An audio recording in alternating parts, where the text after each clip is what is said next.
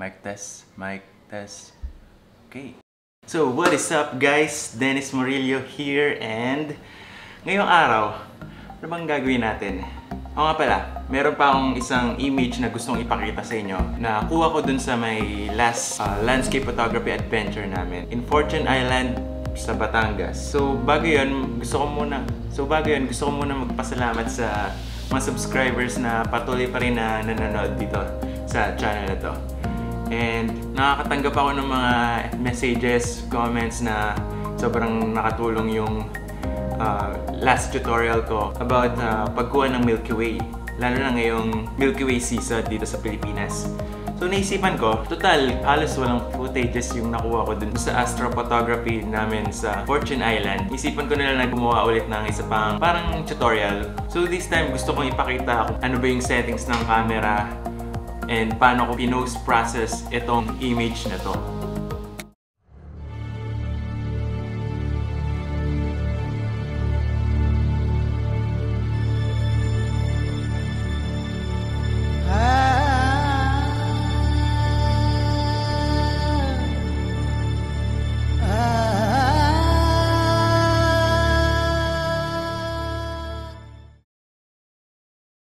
Okay, for the camera settings, sorry, Nikon talaga yung gamit ko ngayon sa pag-photograph. Nagamit ko na yung Nikon D5300 and meron din siyang intervalometer din sa camera.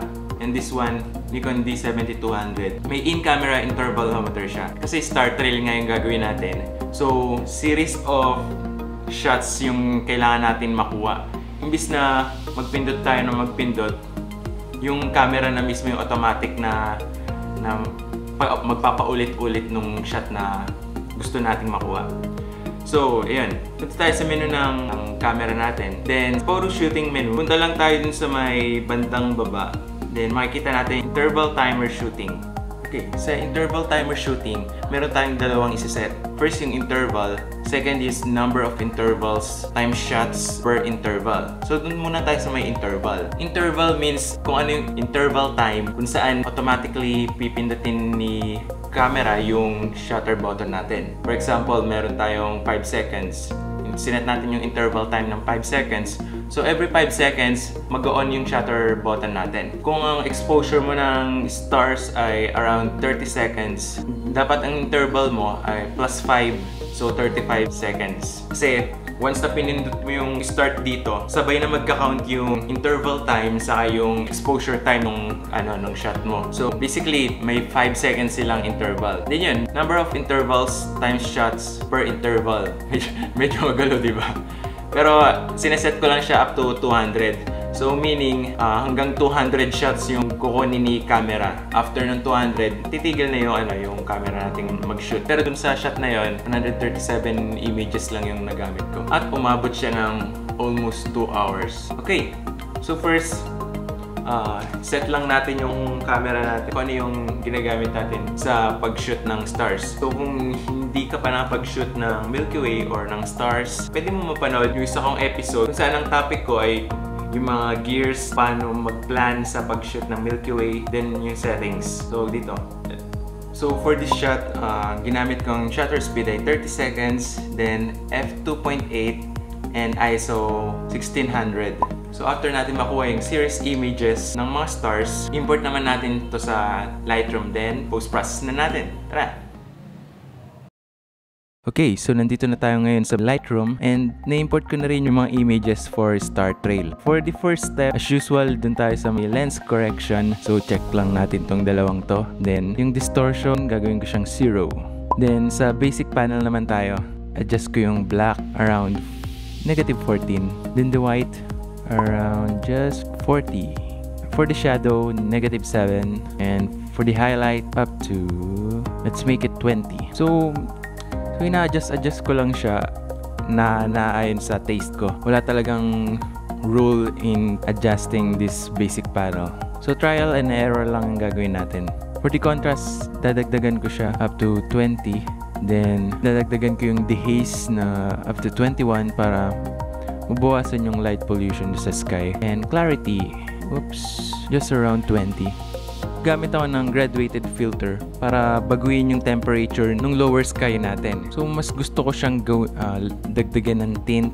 So ito nga, gagamit tayo ng graduated filter. Then sa range mask, gagamitin ko yung luminance mask para yung lighter part lang ng sky yung maapektuhan. Then i-increase ko yung tint to magenta around 60. For the temperature, dapat global yung adjustment natin.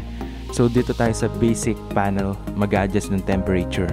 Then around 4,000 Kelvin. So i-adjust ko siya kasi gusto ko maging much cooler yung image dahil gabi nga ito kinunan. Okay, doon naman tayo sa may detail panel saan i-adjust natin yung sharpening natin. This time, the Lightroom automatic na nag-adjust up to 40 yung sharpening. So yung detail na lang yung i-adjust ko para yung gilid lang ng mga object sa image yung malagyan ng sharpening. Then sa paraan na rin na to, mababawasan yung noise na gawa ng sharpening sa image. For noise reduction, gagawin ko siyang 24. Okay na siguro yan. Then dito tayo sa may HSL color panel kung saan i-adjust ko yung luminance ng purple pati na rin yung hue niya into -15.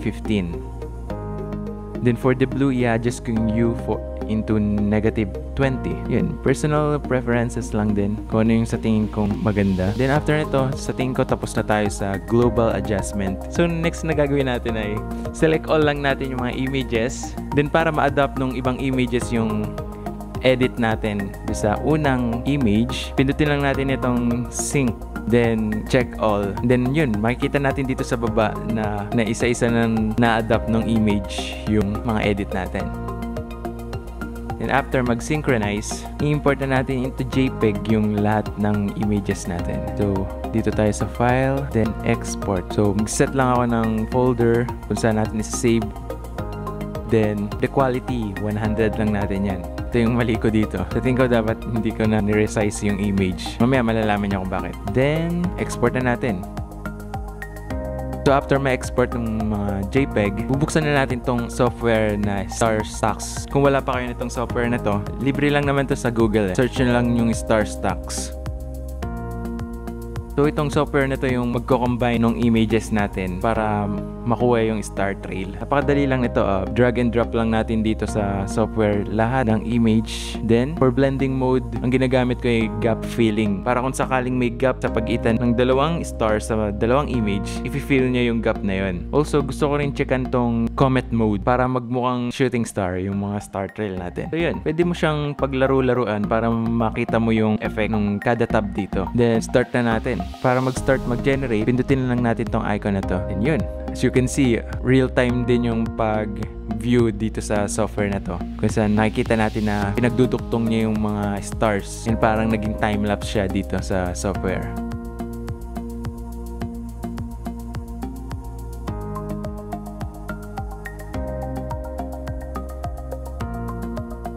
So i-adjust ko lang tong threshold natin a little higher para yung gap filling mas concentrated siya dun sa stars. Then yung amount, mabawasan ko siya para mas maging natural lang yung star trail natin. Yun. Save as ko na lang tong output image natin. Then, may isa pa akong gustong gawin sa software na to. Balik ulit tayo sa may blending. Then, pag chinikan natin tong save after each step, ang gagawin nitong software na to, sample, meron tayong 10 images. First image, saka second image, pagko-combine niya, then isi-save niya agad. That yung 1, 2, 3 image, pagko-combine niya, then save. Then 1, 2, 3, 4 image, pagko-combine niya, then save. So, step by step niya sinesave. Pwede natin magamit itong mga images na to pag gusto natin gumawa ng star trail time-lapse. So, hindi lang siya image, magiging video na siya na gumagalaw yung stars natin. So yun. So ito, makikita nyo na pag binuksan ko tong isang image na to, then minove ko up sa second image, unti-unting mahaba yung star trail niya. Then after nga natin makakuha ng mga output images dito sa StarStax, import naman natin yun sa Lightroom natin. Pero actually dapat diniretso ko na to Photoshop eh. Anyway, pagka-import ko, mamimili ako ng images na may magandang foreground para kukunin ko yung foreground na yun at ilalagay ko doon sa star trail image ko. So ito, nakapili na ako ng dalawa. Kung saan maganda yung ilaw dun sa pillars, saka dito sa mga bato. So select ko lang silang tatlo. Then right click, edit in, then edit in Photoshop. So dito makikita nyo kung bakit sinabi ko kanina na dapat di ko na niresize yung final image ko. Pero anyway, okay lang kasi wala na akong major post-processing na gagawin. Gagawin ko na lang, papalitin ko na lang din yung dalawang image for foreground. So ito na siya. By Control-Alt-I, makikita ko yung image size nitong star trail natin. So kukopyahin ko lang tong width. Then pupunta ako doon sa kabilang image. Then Control-Alt-I ulit. Ipe-paste ko lang dito sa width niya para ma-adapt niya yung size. Makikita natin, delete siya ng husto.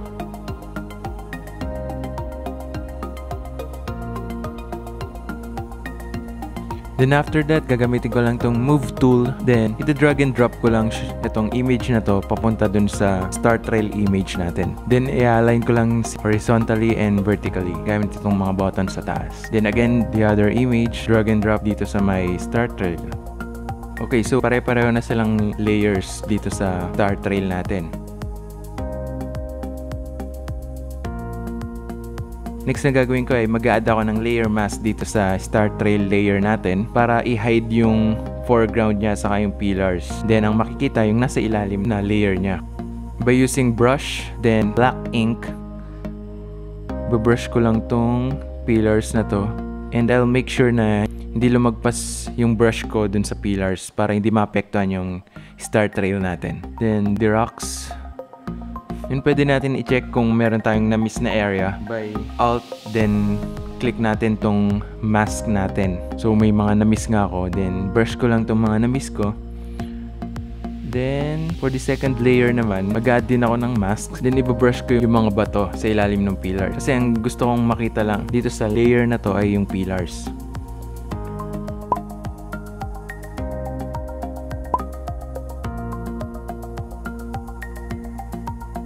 And for the third layer, yung foreground na bato lang yung gusto kong makita dun.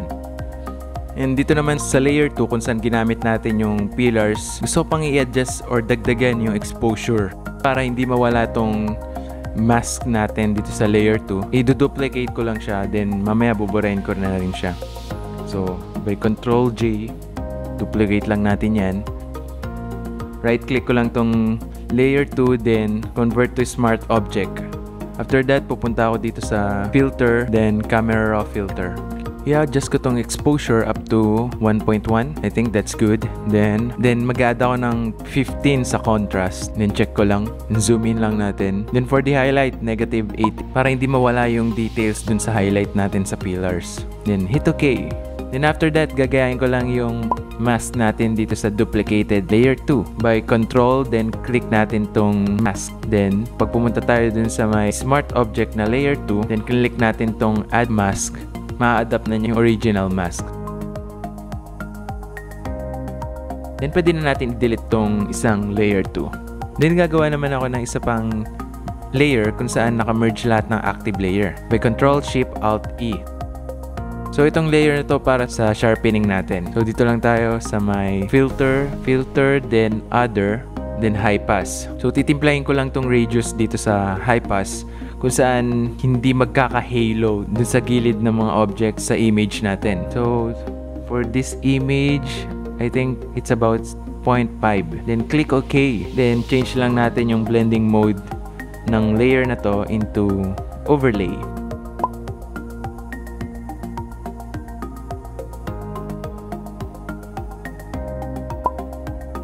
For the final step, gagawa ulit ako ng isa pang merge layer by Control-Shift-Alt-E. Gusto ko kasing burahin tong ilaw sa may gilid ng image natin. Pwede natin burahin yung ilaw by using Spot Healing tool. So, i-brush lang natin mismo dun sa may ilaw. Then, automatically na nabuburahin siya ni Photoshop. So, that's it guys. Please like this video kung may nakuha ka kahit paano sa munting tutorial na to, and subscribe ka na kung hindi ka pa nakapag-subscribe. Huwag mo kalimutan i-ring yung bell. So, see you in my next episode. Thank you for watching guys. Bye!